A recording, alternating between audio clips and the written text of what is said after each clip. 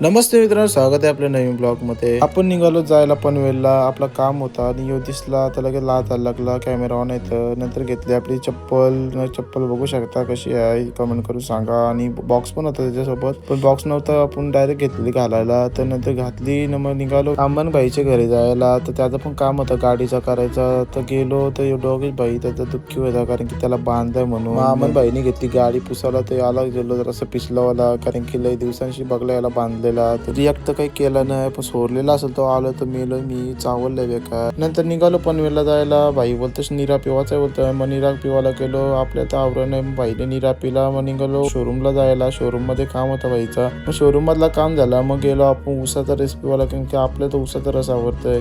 नंतर बघते ते रिक्षावाल्याने काहीतरी बसवलेला स्वाईल काहीतरी बोलून त्याला।